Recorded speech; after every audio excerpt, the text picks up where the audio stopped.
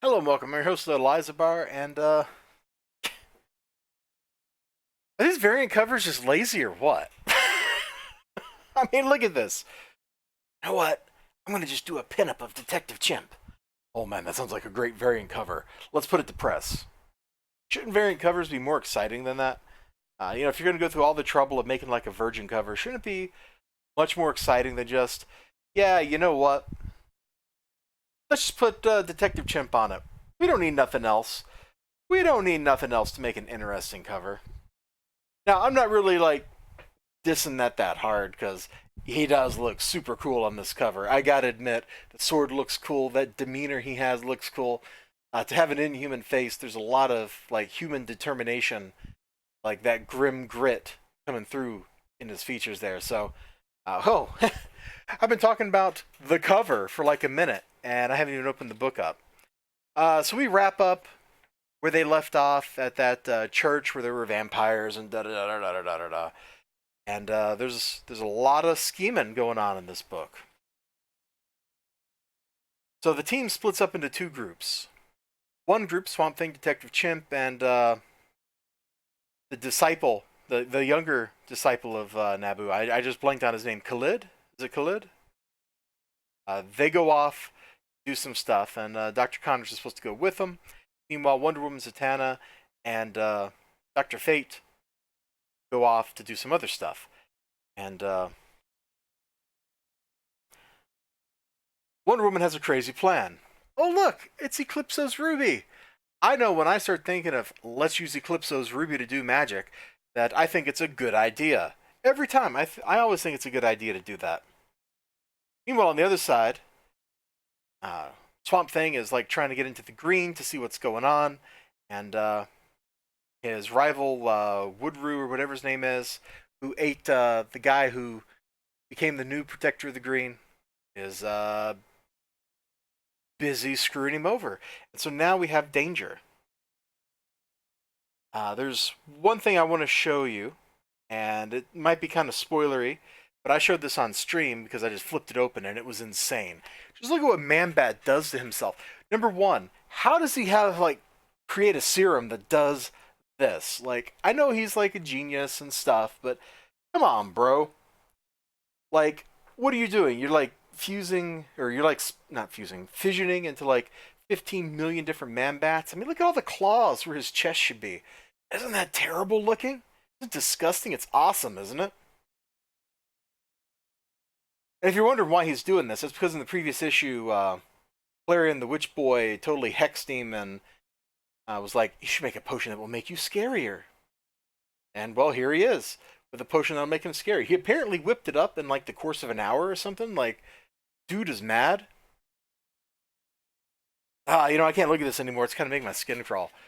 Let's go.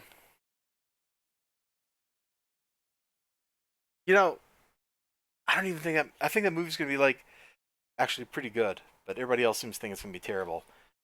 We're actually just gonna kind of flip over to this. This is my favorite page in the book, right here. So you've got Dr. Fate and Zatanna. They're weaving some magic with Eclipso's Ruby.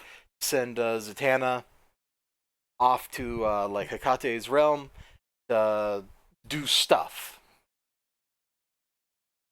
Whether it's a good idea or not, who knows? But they're going to go do stuff. Look at Eclipso in this.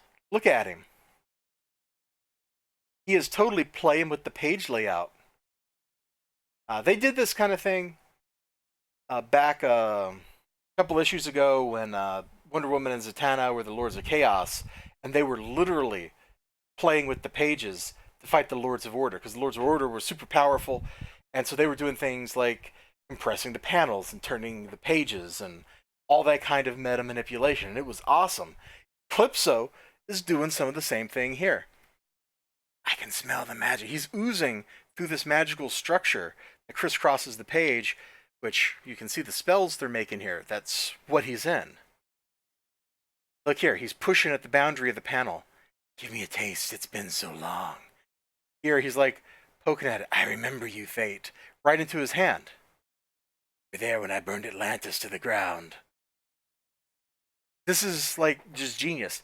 If nothing else in this book was interesting and all I got was this one page, I would have been happy with it. Fortunately, the rest of the book, it's got beautiful art.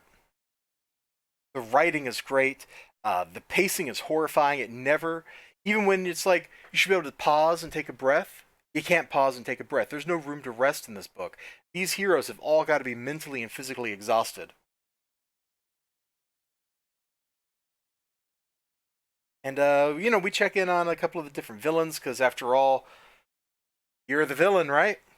Evil Unleashed. Um, that the whole events thing seems kind of overwrought, overdrawn, kind of silly these days. But you know what? You know what? I don't care. I don't care that much. It's a great book. Uh, Maybe the cover's not so great, but I don't know what the regular cover looks like. I didn't even look at it. I just grabbed this off the shelf and I left because I was like, I got to go read this thing. You all take care of yourselves. Have a great day. If you're not reading Justice League Dark, you really should. I bet your store has some of the previous issue on the shelf just waiting for you. You probably want to go back all the way to what? Justice League Dark 13, I think, is where this arc kind of started, because that was that the one where Diana woke up from the dream. I don't remember. Anyway, you should just go back to Justice League Dark 13. That wraps up the previous arc, starts this one off, and just go with it, man. Your store will love you. You'll be getting out of there with 3 comic books. 2 of them were just sitting there on the shelf rotting. I don't know why you wouldn't do it. It's a no-brainer. It's that good. I'll see you all next time. You have a great day. Remember to like, comment, subscribe, all that good stuff. Until then, bye-bye.